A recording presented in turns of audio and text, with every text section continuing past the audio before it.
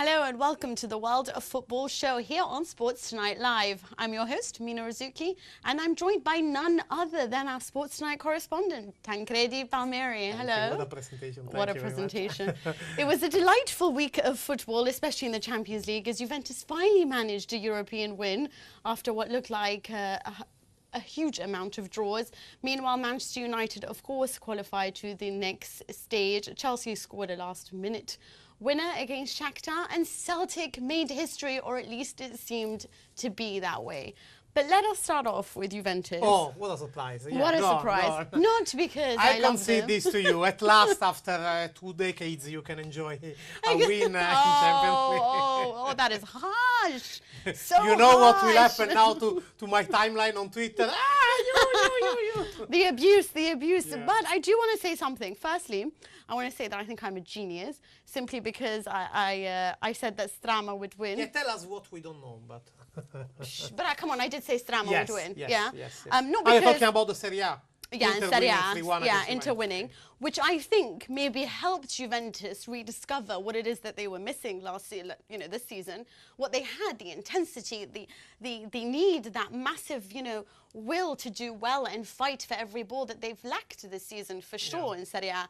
So then that maybe opened the door for a 4-0 win against Nordsjælland? I believe so. I mean, the boost absolutely was... conceding that 1-3 against Inter, not only losing, but after we saw Juventus struggling against Fiorentina in Serie A, against Shakhtar in Champions League, this probably was the very first time that Juventus completely deserved to lose, and actually they lost after 49 games. I believe anyway they would have won, but the way this game came out, it is the consequence of that Saturday. Even though that last goal at the last minute of Chelsea is messing up all the plan for Antonio Conte and everybody. Yes, that's the important thing to discuss now. Yeah. Do you think that qualification now has become hard because of that last-minute Victor Moses goal? Allora, let's recap. I said this allora in Italian. We have Shakhtar and Chelsea both with 7 points, and then we have Juventus with 6. It is 1 point less, but Shakhtar away in the Donbass Arena as the final game for the Italians. First, Juventus-Chelsea. So first you are gone now Chelsea. And it's a Chelsea that is wounded, is no more sure of the leadership in the Premier League. Now is behind Manchester United. So there is this kind of a sense of comeback, as there was also yesterday. And then the last game. I don't know if they have to almost to hope that Shakhtar would win next game in order to find maybe a more relaxed Shakhtar Donetsk. But it is very difficult, even though I believe it might be easier to play home against Chelsea than playing away against Shakhtar Donetsk. I have to tell you. I think so. I have to tell you one anecdote. Mina, yesterday, so the game was already finished. Juventus Nordsjælland, Chelsea Shakhtar was going on. Antonio Conte is still banned and will be still for 1 month. Yes. So he's not on the bench like every manager and then going in the changing rooms or to do the flash interviews. He was in the skybox, then was by the press office, walking by the press office. And he had them supporting. And then there were 2 journalists that when Chelsea scored, just screamed and celebrated. And he was furious, enraged. He just ran in the press room and said, who was the one celebrating? And nobody actually But Sky said that they were fans of Chelsea as opposed to being journalists that were anti-Juventus. Is that true? Well, there are also, I must say, hypotheses that were actually 2 Italian journalists that are known to be Torino fans. So you know what? Whether you are a fan of Torino, Inter, whatever you say, you are still supporting Italy in the Champions League for coefficient points. For goodness' sake, Italian should, if it's really they were Italian journalists, be them polite. Honestly, I would never support. I would never support. I would never scream, even if it's your team, something like that. You are there supposed to do a job. But anyway, you can't pretend that. No. But that, honestly, the reaction of Conte must be something to see. Well, I don't blame Conte, but I will read a quick quote before we move on to the next game. This is one from Claudio Marchisio, who was phenomenal, hands down man of the match in that game yesterday. And he said a draw tonight would have meant elimination for us. So we have to prepare for 2 more finals against Chelsea and Shakhtar. Buffon went on to say that it is possible if Juventus play the way they know how to play. That line, it's a bit dangerous. When an Italian player is bringing out the line, they are all finals, it's bringing so much bad luck. Just don't go with the finals line. Just go with the understatement. So what I think is shocking is now Milan, who are barely managing in Serie A, who are basically, I don't know whether you can say really unlucky or barely aware of what formation they're supposed to play, although I think it really should be what they've been playing recently, 4-2-3-1? Yeah, now it's going to be 4-2-3-1. I think it's the right one. Now, they finally won over the weekend, 5-1, and now they went to Malaga, and I really actually think they deserved to get more out of this game than just the one goal they managed against Malaga and the 1 point. Yeah, in San Siro. Yeah, I mean, for the way we used to know Allegri's Milan in the last couple of months, of course they deserve more. Probably, normally, if it would be Milan of 1 year ago, 2 years ago, we would probably say, okay, they should have done more, but we've seen really a team falling apart, and instead in the last 10 days has been quite, we saw a lot from Milan, we saw a good comeback. Malaga was very solid. Before this game, Malaga didn't concede any goal, so even scoring. And it's very important, Pato scored. See, he came back since 3 weeks, if I'm not mistaken, from his injury, but you could spot that he was still quite feared to run on the pitch, quite feared to put his leg in a take or something like that. The fact that he scored could be a huge help for Milan. Well, they certainly need their strikers. And, of course, Malaga have the stingiest defence in La Liga. They can barely concede. Pellegrini has taken a side and made them somewhat defensively very capable at the moment. So this is their first concession, but they are odds on. That's it to qualify. Well, no, it's Malaga 10 points. They've and qualified Milan 5, already. So it's, yeah, it's, I mean, you can say anything. Can Milan qualify now? Well, they go to play Brussels, in Brussels against Anderlecht. The last time they played against Anderlecht, if I'm not mistaken, they lost 1-0. I believe they won 1-0 with a Kaká goal. It must be, if I'm not mistaken, 2007.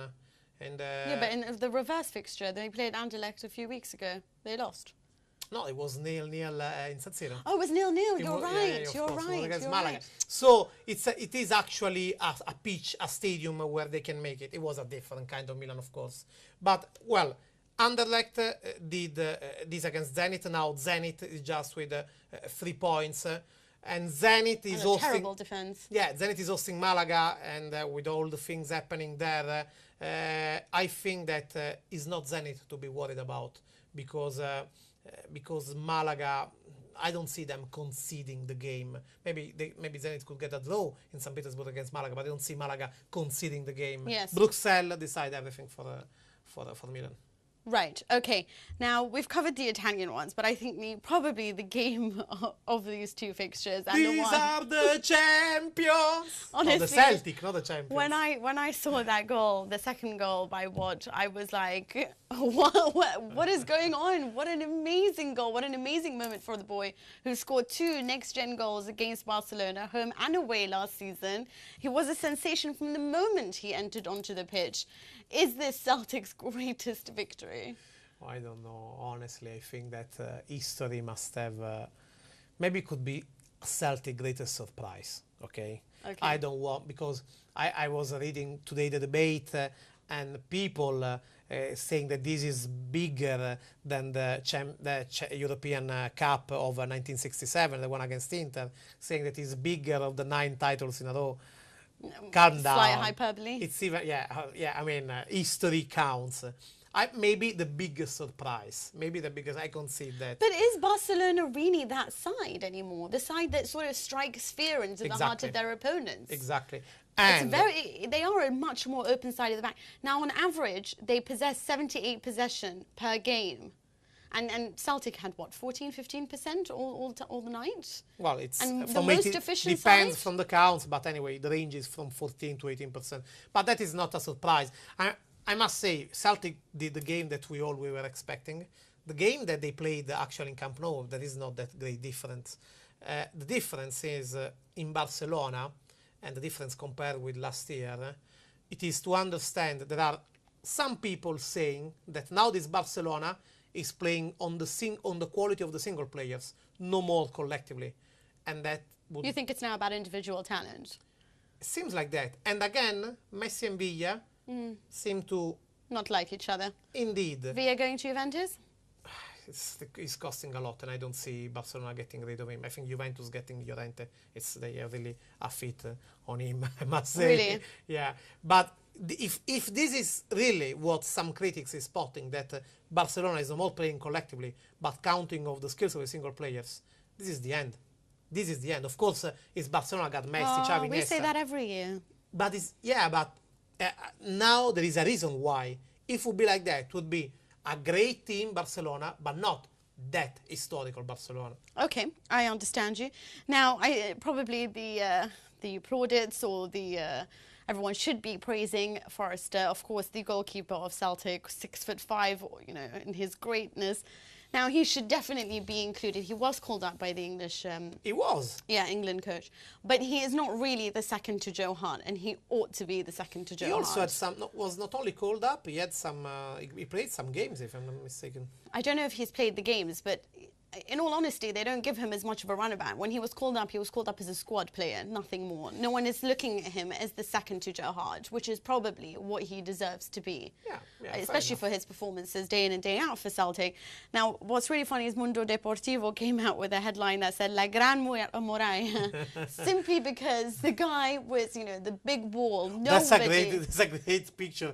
We did him just all over the cover. That was it. He was all over. It was like he was so tall he could cover the entire frame of the actual goal, and no one could get past him. Was he Celtic's greatest player? You mean last night? Yeah, of course. I mean, it's Yeah, like, so it wasn't what? Wasn't what? What do you mean? It wasn't the guys that scored? Wanyama? No, guys. I mean, it's like, all about Forrester. What is 8.5, 9? His rating Yeah. would be probably 9 out of 10. I mean, usually. Okay, so without him, would Celtic have won? No. It depends the kind of goalkeeper you had in his place. If you had a Hart, they would. If it's a what about if they had Piatov? Piatov or Shakhtar Donetsk? Yeah. Mamma mia. Well, we have to discuss him. One goalkeeper away from being a fabulous team. Let's discuss Braga, which is the game that you went to see against Manchester United. Okay, let's make some controversial. No, not because on purpose, but if we look at the standings, in this moment, amongst the 8 groups of Champions League, only Manchester United got 4 wins out of 4. And for the kind of game that they showed in this Champions League, it's absolutely, I'm sorry, it's absolutely ridiculous. I know, I agree. Yesterday, I barely saw something like that. It's not that they played like the cynical, big team, big side, they're just waiting for the right moment and then doing the comeback and shipping the 3 points. That would be okay. Everybody's doing Italian, Spanish, English. Everybody's doing. No, for 80 minutes, Braga played perfectly. And then there wasn't some defensive mistakes. There was blackout. 3 absolute defensively blackouts. If it would be an Italian team, I'm sure that someone would come out saying, oh, there is something dirty behind that mistakes. I'm not at all, I'm not saying that because you could spot how they really... No, I know, of course. But I mean, absolute blackout. And you have in front Van Persie and Rooney, you can't wait that they don't take advantage of their chances. But yesterday, Manchester United was absolutely nothing understandable because they played against Arsenal. Understandable because they had already 9 points and 1 point was good. But they have 12 points and never they show that kind of football like, oh guys, this year Manchester can So really basically, make it. they don't, I mean, can you honestly say that they are the comeback kings? Because twice they fall behind. How many times have they actually, in fact, fallen behind and come back to win a game? That is their what makes them special, I guess you could say. But do you really? So what you're saying is that they don't deserve to be where they are, and No. Are they always lucky with the fact that they seem to have these groups in which they're not very difficult? Well, you know that. And then you look at poor City, and they're numbered with the toughest That group. depends on the ranking, of course. But the thing is that yesterday, Ferguson decided to go with a 4-3-3. We know that Rooney is never playing close to the box since a long time. Sometimes he's showing up close to the box, but he likes to run all over, up and down, helping, blah, blah, blah. But yesterday, he was positioned as he would be a Pirlo, as he would be a Schneider. Rooney is not like that. Rooney was just beside Giggs, sometimes in the place of Giggs, doing a kind of playmaker. It's not like that. When in the last 20 minutes he was closer to the box, also came the mistakes of Braga. So at this point, now that you have Van Persie, it's no more Berbatov that sometimes he performs, sometimes Sometimes no. he doesn't. You have Van Persie, one of the top 5 strikers in the world. Why Ferguson is still insisting, letting Rooney being away from the box? Because if you can double that power of shooting that Rooney and Van Persie have, who can really stop you? I understand that Kagawa is not there now, but the thing just changed like this when Rooney was close to the box. So honestly, why playing him so wide? Why playing him so far from the box? Doesn't seem to matter because they're still continuing to win. Maybe. So they Rooney... need to be slapped to realize. They need the shock. Well, it's what Milan needed for the last few weeks, so perhaps it's working for them. But do join us after the break and we will talk a little bit more, not about Manchester United, who have proved that you don't need a great defence to win, and they might just win a trophy based on a great attack. We'll see you in a few minutes.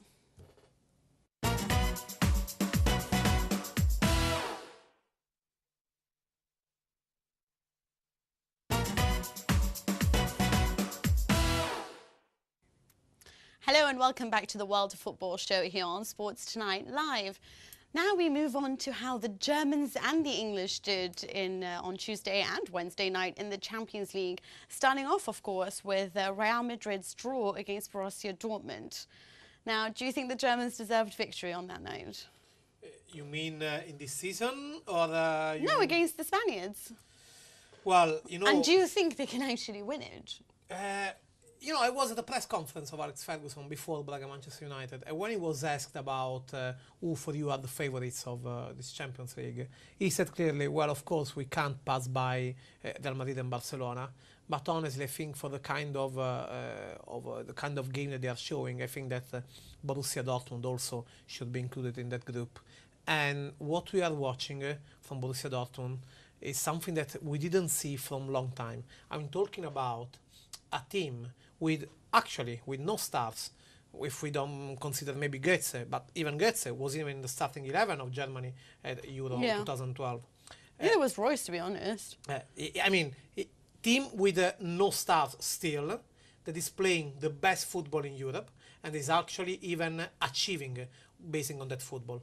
Honestly, I did some research in mind, and then with just checking the books, I think that the last time we saw a team with these characteristics performing in this way was back in Champions League, was back in 2004 when the port of Mourinho arrived then until the trophy. So if you ask me, can they make it?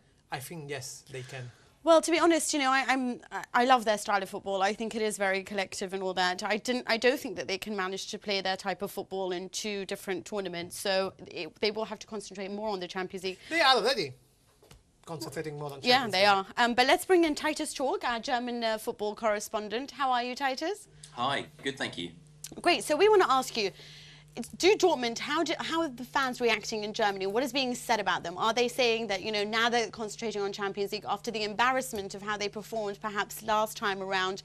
Do they now have the experience of, you know, having played there, having formed a collective unit under Klopp? Are they good enough to win it? Well, I think they're good enough to go far in it, aren't they? I mean, I think it says a lot that when you look at the game at the Bernabeu and the game away at Man City, both those games they conceded late equalisers and came away with draws that felt like defeats. Whereas before, you know, if you'd given them the choice of coming away with a point from either of those games, I'm sure they would have bitten your hand off.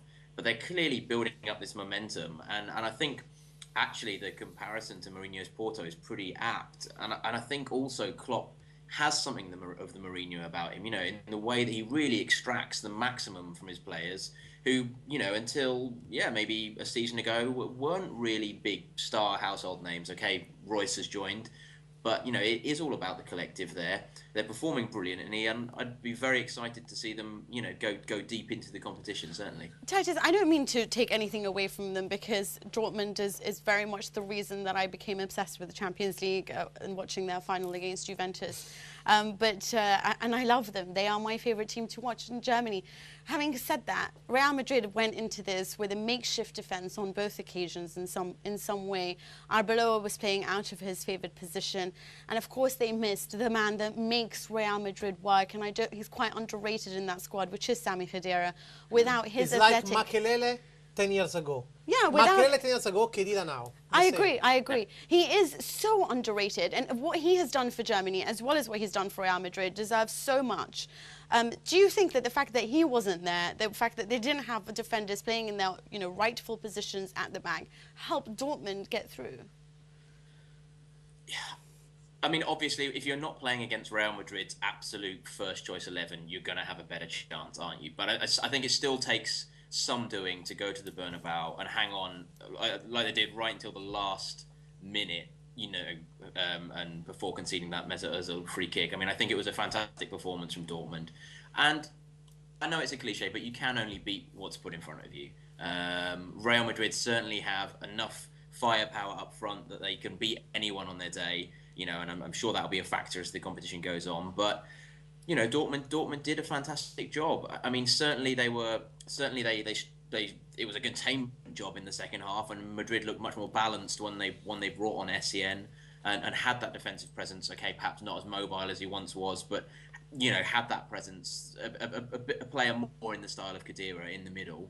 But yeah, I think Dortmund, hats off to them. It's an incredibly difficult group. I certainly think Ajax have been much better than anyone thought they would be, which has really sort of tightened the group up even more. And to be top of it after those games is fantastic. Schalke Arsenal, Titus. My question is, did Schalke waste a chance because they were playing home and after winning at Emirates they should have sealed the qualification? Or considering that it was a comeback for them, so good enough in this way? Anyway, they are still at the top of the group with 1 point ahead of Arsenal. Yeah, I mean, I certainly this week wasn't quite as fantastic for the German clubs as it was 2 weeks ago. But as you said, Schalke, Dortmund, and Bayern, they're all top of their groups, and they can't fail to be happy with that. I mean, I think there was a couple of things in the Schalke game. Firstly, they suffered greatly losing Ushida, their right back, in the 25th minute, because what would normally have happened was Papadopoulos would have come in on centre half and Benedict Hervedez would have gone over to the right back. But Papadopoulos had like this gash on his head that, I mean, he was on the bench and they reluctantly threw him on at the end, but they obviously didn't want to bring him on. And you saw the second goal came directly from Lukas Podolski. It would have scared the forwards. They should have bring him on. It was better. Yeah, I mean, they've been very gung-ho in the last few games, and throwing everyone forward. I mean, they've got this great attacking quartet with Afellay, Holtby, Farfan, and Huntelaar, and that's really exciting to watch. But they have been a little bit gung-ho. And it did cost them against Arsenal. I do worry with Schalke that there might be a little hint of sort of altitude sickness. In the Bundesliga at the weekend, they contrived to lose 3-2 at Hoffenheim when they dominated the entire game, and they seemed a bit sort of a little bit complacent maybe in that game, and perhaps a little bit wasteful in front of goal, and perhaps against Arsenal as well. They were sort of a little bit wary of the whole thing happening just a bit too easily. I mean, Schalke are a club a bit like Newcastle or someone who, they've not won a title since 1958. It's strange. I wanted to ask you one thing. 2 weeks ago, we were talking about Huntelaar, and I asked you, who could he consider to go? And now I think it's from yesterday, the rumors that he could sign the new contract, staying in Schalke, 8 million euros per year. Briefly, what do you make about that? I think he's fantastic. It was interesting. I was lucky enough to watch the Schalke game with Ralf Rangnick, the former Schalke manager, and he was clear that he certainly didn't think Huntelaar would leave Schalke, and it sounds reasonable. Like I said, he's a good fit there. He's number one, top dog. Everyone loves him. He gets all the service he needs, and all he needs to do is do what he does best and finish those chances in the box. I would do that as well for 8 million euros, I must say. Yeah. Well, you know what? It'll probably serve them better to just lose out on the money and make sure that they seal qualification to Champions League and get as far as possible this time round. But quick question, Bayern Munich versus Lille. I don't think very many were shocked considering how Lille have been in this Champions League so far. So is it business as usual for Bayern? Yes, I think so. I mean, I think what we're seeing from Bayern this year is the competitiveness in the squad. You know, everyone's upping their game, particularly players like Thomas Muller, who's been a bit indifferent. He's really sort of hit top form now. Ian Robbins really busting a gut when he gets to play, and sort of having Martinez as well in the squad means that there's competition for those midfield places, and Schweinsteiger as well has had to kind of battle back to his top form. So I think that's kept everyone on their toes, and I think it's probably got them all pulling in the same direction this season. And you know, they're a little bit under the radar at the moment, perhaps compared to what everyone thought of them last year. But I think they will have, you know, a role to play in the sort of latter stages of the competition. We expect nothing less. A massive thank you to you, Titus. I'm sure we'll catch up with you next week on more info on German football. But let's move on to the English teams. We can come on to Chelsea and how they broke my heart yesterday. But, Why? You had some nice Ukrainian experience in the past? Yeah, tell us about that. We are very interested to know. No, I'm more interested talking about Manchester City. You didn't say no, I didn't have. You said I'm more interested to talk about that. Okay, there is a lot to know after this show. Naughty. Manchester City versus Ajax. They are the group, in the group of champions. Real Madrid trail Barcelona by 8 points. Borussia Dortmund trail Bayern Munich by 11 points. Ajax have not won in the league since September. How is City not doing better for a team that's only 2 points behind league leaders? Everything is in mind there. Of course, that is not a squad that is inferior to Borussia Dortmund and to Ajax, maybe just to Real Madrid. But the way they've played against all of them, each of them, they've always been outplayed, always. They've been also unlucky, because we must say that Balotelli possibly ref's decision, not only Balotelli penalty, ref's decision were quite, at least let's say, odds. Would you say that they may be lucky in the match against Borussia Dortmund then, on the flip side? Well, I believe that was a penalty, honestly. Okay. But anyway, it's not only about luck. It's that if there was one team that could win that game, was more Ajax than Manchester City. Yes. And considering the situation that City has in Champions League, and considering they were playing at the Etihad Stadium, never that could happen again. So what should be? So what is it? Is it Mancini? Is it the formation? Is it the fact that the players are rotated so often? Is it that they go from three at the back to 4 at the back to 4 God knows what, 4-3-3, 4-3, everything they've tried? To be honest, when there is this kind of... Or is he not good enough? Come on, if Pellegrini can do what he's doing with Malaga... Yeah, okay, but Pellegrini they also did... Cluj, Bate, they're doing better. The disaster with Real Madrid, Pellegrini. Disaster with Real Madrid. They broke records with Real Madrid. But in Champions League, they lost with Leonardo's Milan at home. But let's say this. When there is such a block in mind on the pitch, it's not a matter of tactics. It's not that are, I would say, details. It's a matter of leadership of the manager. I think that Mancini is a good manager, but maybe is not good enough for these heights. One thing I want to tell you. Mancini had 4 campaigns with Inter in Champions League. He lost twice in quarterfinal, twice in round of 16. But the best of this campaign, the one where he went closer to win through, was when actually he was playing with a side that was worse than the one that won in front. So when it was Inter against Milan and nobody was expecting Inter to go through, Mancini went very close. When Inter had to make it against Villarreal, Valencia and Liverpool, he always unbelievably fall apart. So I think that this fear of heights for Mancini. Okay, valid point. Complacency perhaps on the behalf of Man City. Anyway, let's talk of another Italian coach who's doing wonders, Di Matteo. Is he really doing wonders? Now, okay, Shakhtar, you know, I read this article by Jonathan Wilson, and he said that they struggled to finish their chances. They created so many, and it was so true yesterday. They just needed that bit of luck on their side to score them. Chelsea managed to get ahead with an Oscar wonder goal, a defensive mistake because of such poor goalkeeping by Shakhtar. But honestly, technically, and if you look at the full 90 minutes, the Ukrainians deserved more. Yeah, but if you compare the Chelsea game with the Manchester United one, for example, the Chelsea one is the one where you can talk about being cynical of a great team. Someone that knows when it is the moment to suffer, and then when it is the moment to play. Yes, or at least to hurt the others, to make to really make some damage. Okay, and that is of the great sides. Not always you can lead the game. And against Shakhtar, against a side that is playing together, all these men playing together since already some time, and that they know they really, even if they don't look at each other, they know how to pass to the other. So for everybody that would be difficult. But Chelsea is a big team, and Di Matteo is a big team, because they know the moment when to suffer, and they know the moment when to come out and try to make a goal. So I think that this is a lot responsibility of Di Matteo. And the comparison with Mancini, well, I like Di Matteo. So quickly, will Chelsea qualify? Yes or no? Come on. No. I say Shakhtar and Juventus. Oh, mamma mia, I love music to my ears. Because I believe that Juventus against Chelsea will finally make the performance of this Champions League, their performance of this Champions League. From your lips to results. Let's see. I supported Chelsea all the way through last year. I think it's only about time I support someone else. So we'll see you after the break.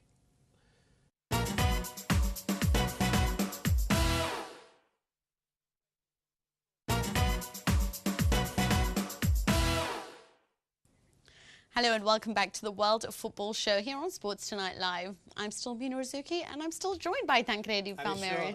No, I think we're sure. We're sure. You never know though. But moving on to Brazil, and a lot of happenings over there. Of course, starting with the sister of Brazilian Hulk, who was kidnapped, but thankfully she's been returned home and is now back with her family. Now we've got John Cottrell from TV Globo on the line with us, and we're hoping to get more about the full story. Hi John, can you hear us? Yes, I can, yeah. Right, do tell us, can you sort of tell us what's happened, the full story about how this even occurred? Well, okay. It's Hulk's youngest sister, a 22-year-old called Angelica Aparecida. She was kidnapped on Monday in the northeast of Brazil, in a small city in the northeast of Brazil. She's back. Let's start with that first. That she's already been released. She was released on Tuesday. Apparently, the kidnappers fell out. They couldn't decide how to return. This was an arranged thing. Kidnapping here in Brazil is, I wouldn't say too common, but it is a relatively common phenomena. And, it's like hobby. I'm not sure if it's a hobby. I wouldn't say it's a hobby, no, but it's kidnapping for money, which happens quite often, I think. Many times people are just stopped on the street, taken to nearest cash points, they get the money out, and then they're released. This one was a bit different. They kept her for about 24 hours, and apparently the police have got 3 of the 4 suspects already. There's a restaurateur, or a guy who owns a restaurant. Hulk's sister wants to be a nutritionist, so she was a trainee at one particular restaurant where this guy was supplying food. Now, he is the prime suspect. The owner of this company was sending food. And apparently they fell out, the 3 of these guys who arranged the kidnapping. They fell out, couldn't decide how to return her properly, and she was released within 24 hours. So basically, their ineptitude at their job of kidnapping is essentially what brought her home. I suspect that's the case, yes. It's such a pity, because the country, the people are so just fantastic. But I'm wondering 2 things. First of all, about this case, do you think there was, even if there is nobody was speaking about that, if there was a ransom that was paid, just quickly? And secondary, do you think that there could be a kind of public safety danger, considering in the next 2 years the World Cup and everything? Well, apparently they wanted around £90,000, which is about 300,000 reais in the local currency. But they didn't manage to get in touch with Angelica's family, which is fundamental if you want to get a ransom paid. So they couldn't do that, so that was part of the plan when it kind of fell down. So these guys were not professional kidnappers, obviously. There's a whole range of professionals here in Brazil who do this kind of stuff for a living, I think. So yeah, about £90,000. We're not sure if anything was paid. We suspect nothing was paid because she was released after a very, very quick time, and The police have got 3 of the 4 suspects already. As I said earlier, that the big kidnappings here in Brazil, those ones where they take you off the streets, take you to cash points and release you. Now, these numbers are growing. I think, looking at the numbers I've got here, in Rio de Janeiro, it was around 50 a month in 2011, and 70 in the state of São Paulo, which is about the size of the UK, in 2010. Oh, goodness. Right, okay, well, moving on, of course, Inter Milan striker, well, their former striker, Adriano, very former, has triggered a clause in his contract that means he can now leave Flamengo on a free transfer. So, is this something to do with a nightclub? Can I say one thing?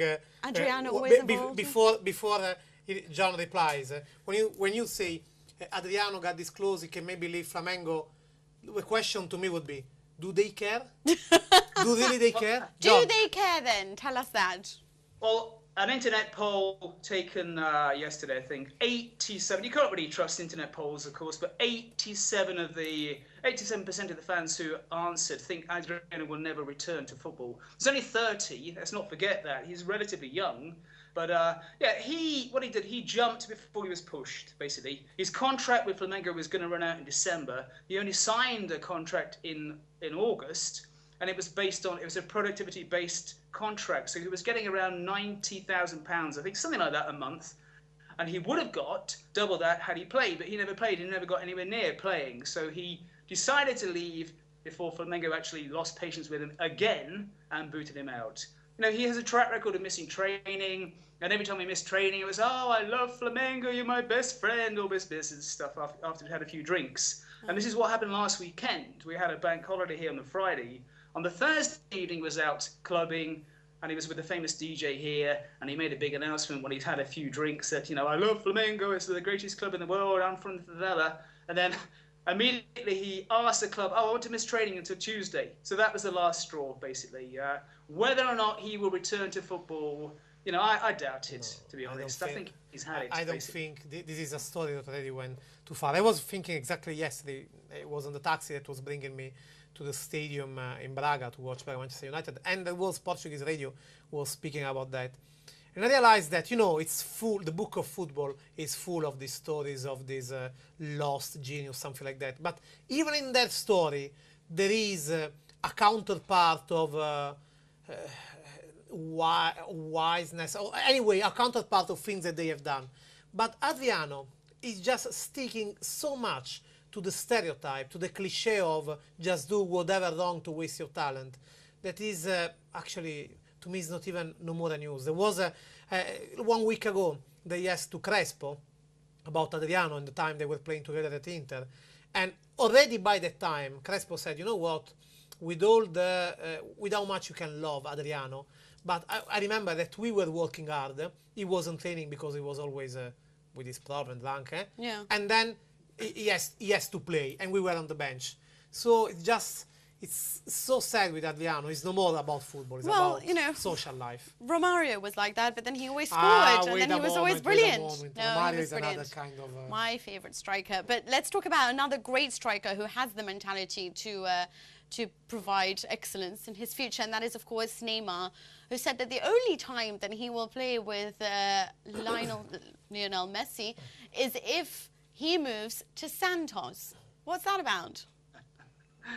This is Neymar's publicity machine going into overdrive, I think. Well, Neymar will play in Europe, there's no doubt about it. Where he's going to play is the big question. Real Madrid or Barcelona. I think Spain would suit him. Of course, as a commentator here in Brazil, I do not want Neymar to leave because he's by far and away the best thing we have in Brazil. His level is so much higher than all the other players here at the moment. You know, so I don't want him to go, but he will go to Europe. It'd be nice to see him in the Premier League if he can cut it there. I think he will be good. But yeah, he has this contract with Santos until 2014. He will go in 2014 because there's so much money involved in Neymar's contract. There are different organizations who have a chunk of Neymar, who own part of his economic rights, that it's almost certain that he will go. And the pressure will be on to sell him before this contract comes to an end. But yeah, whether or not it's Barcelona, whether or not it's Real Madrid, or he goes off to the Premier League and Chelsea or Man City or even United, who knows? But he'll go. But this thing about, yeah, I'm only going to play with Messi if he comes to Santos, I think just a bit of a joke from Neymar. All right, thank you so much, John, for coming onto our show and telling us, well, verifying all that's happened in Brazil. Do join us in the coming weeks to fill us in with more news. Thank you, John. Thank you. Pele claimed the current Spain team is not as good as the Brazil squad of 1970. Briefly, do you agree? First of all, it was some credit card event with Pelé. That is always to be He always loves the drama. Mamma mia. No, but I must say one thing. It's strange. It seems like it's done on purpose. A few days ago, I was speaking with a Brazilian journalist, and I was actually pointing out that probably in the last 25 years, is the moment in which, and if we look at the Ballon d'Or list, it's probably the moment in which Brazil had the less elite players ever in the last 25 years. But World Cup is in 2 years, and there are the likes of Oscar, Lucas, Paulinho that are growing. So maybe now is not good, but maybe in 2 years could be again good to win a World Cup. I do love how you understand the word briefly so well. But do join us after the break where we'll talk Ballon d'Or, PSG, and of course, the Derby de la Capitale. See you after the break. See you then.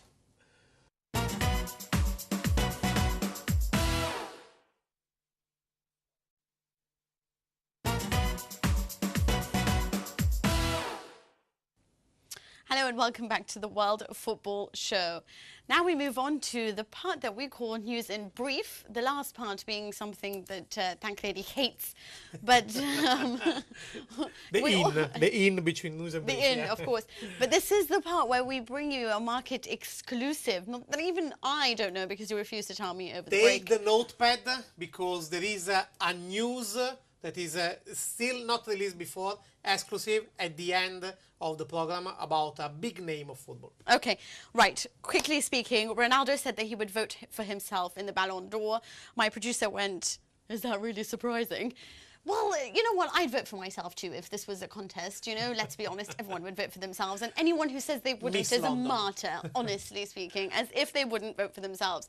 Who do you think should win the Ballon d'Or? Andres Iniesta. What?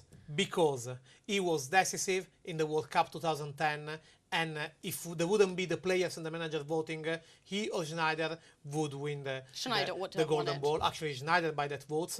Again, he was absolutely decisive in the Euro Championship. If there was the old rules of Ballon d'Or... So you're saying 3 weeks is more important than what Ronaldo did over an entire league? No, the most important games are more important. Okay. Right, Ibra, another man who I think it's a pity that he's never going to really win the Ballon d'Or. Kung Fu Ibra. Of course, Kung Fu Ibra has now gotten a red card and will miss the next 2 games because of what he did in the last match for PSG.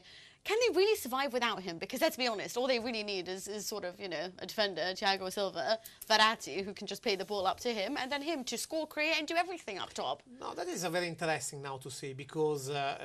PSG came out from being behind Marseille, now is was holding the leadership, and now it's up to see, okay, how much is Ibra depending? It was the topic when Ibra was at Inter, it was a topic when Ibra was at Milan. Very interesting to see these next 2 games. Can I say that it was so funny, the expression of Ibrahimovic after he kicked the chest of the keeper and then get the red card? Wow, what have done? What did I do? Usually at the gym, we always do this. Why should I be booked for that? But, I mean, the man delivered 4 assists over the Champions League for their 4-0 victory. He's God, isn't he? For Swedish. No, I mean, I think he's genuinely, honestly, barring Ronaldo and of course, Lionel Messi, I mean, you know, he should be up there. I must say that he's getting to a level of... being mature for the game, being wise on the pitch, that probably has never before. And this is good with Ibra because it means that he's still getting his top.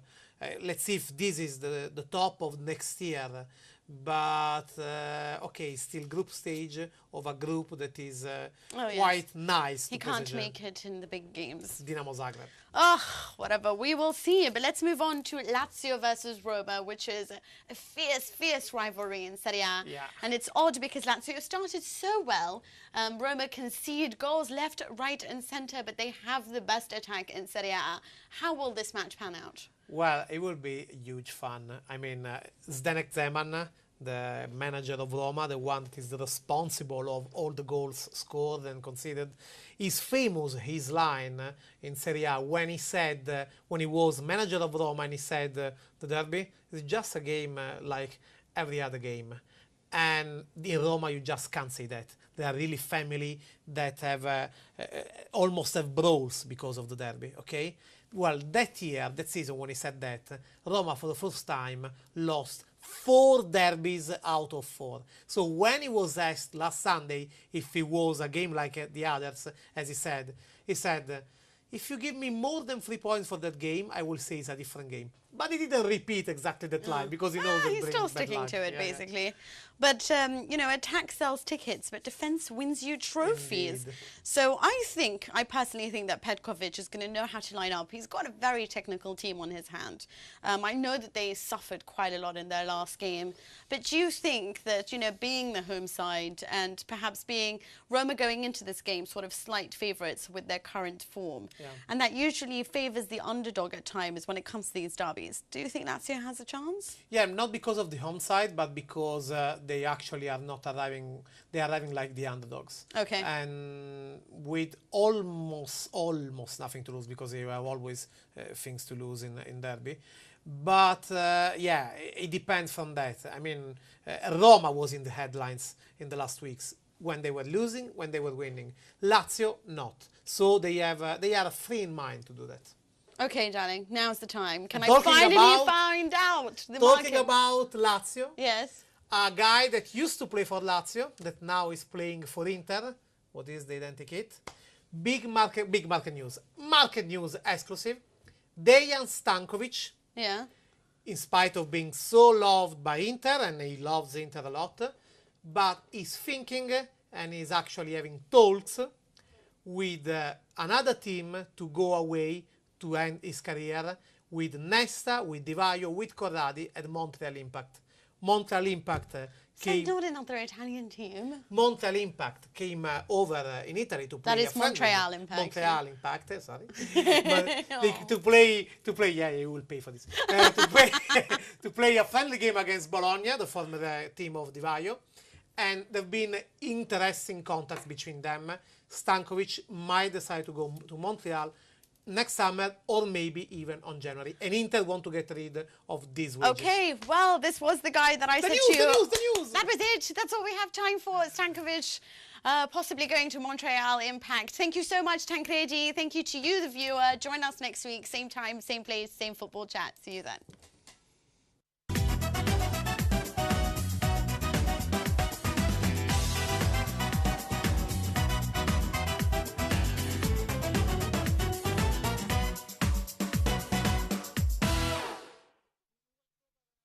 Probably say, okay, they should have done more, but we've seen really a team falling apart, and instead in the last 10 days has been quite, we saw a lot comeback. from Milan. We saw a good comeback. Malaga was very solid. Before this game, Malaga didn't concede any goal, so In the even Champions scoring. And it's very important, Pato scored. See, he came back since 3 weeks, if I'm not mistaken, from his injury, but you could spot that he was still quite feared to run on the pitch, quite feared to put his leg in a take or something like that. The fact that he scored could be a huge help for Milan.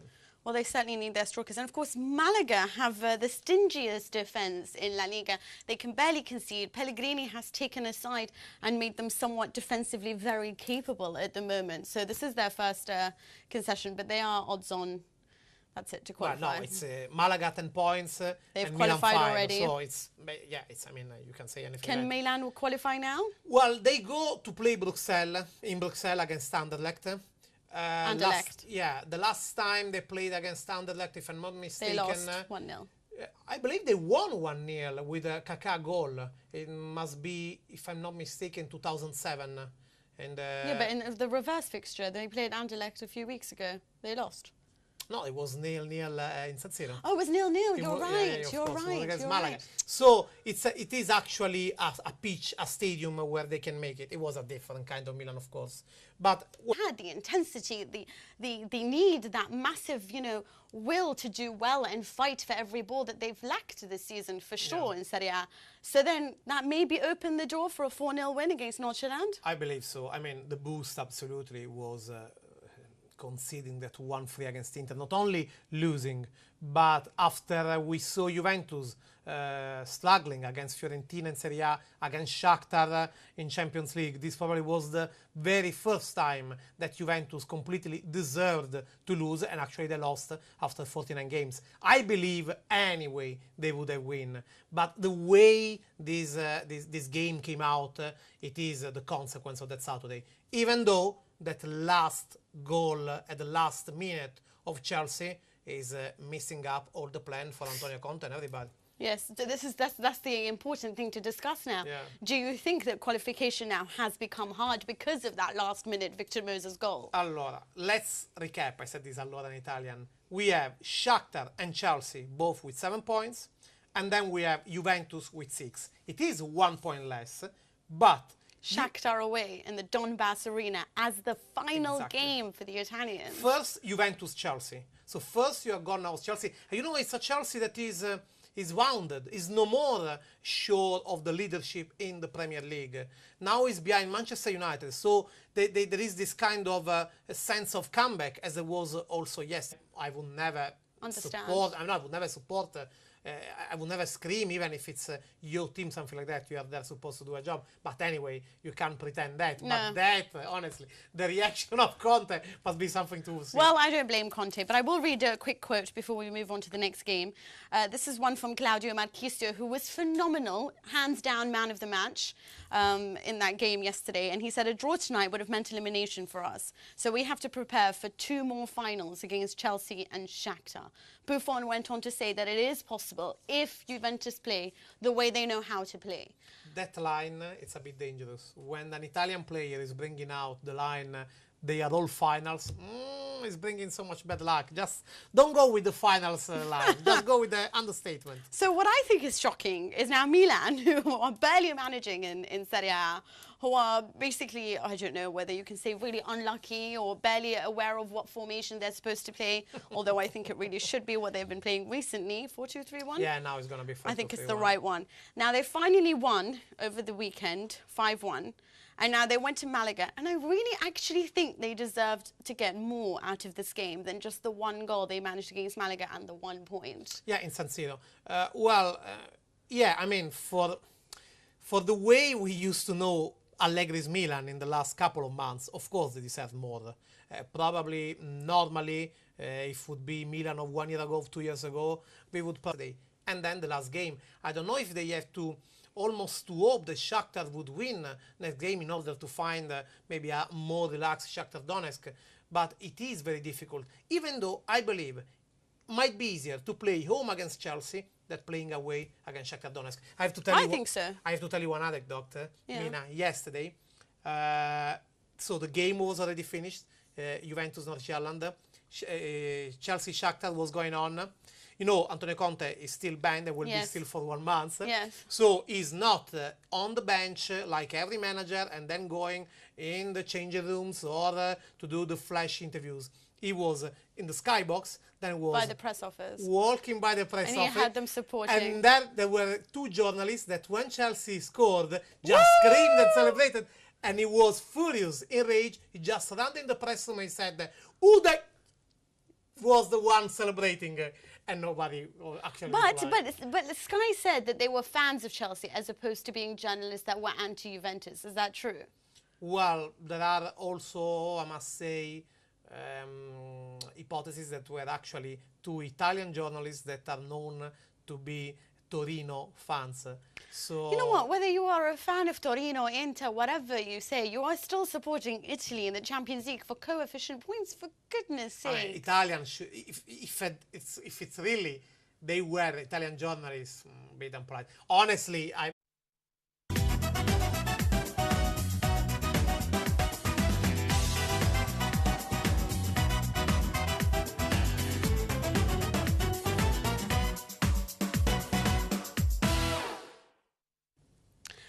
Hello and welcome to the World of Football show here on Sports Tonight Live. I'm your host, Mina Rzouki, and I'm joined by none other than our Sports Tonight correspondent, Tancredi Palmeri. Hello. What a presentation. What a presentation.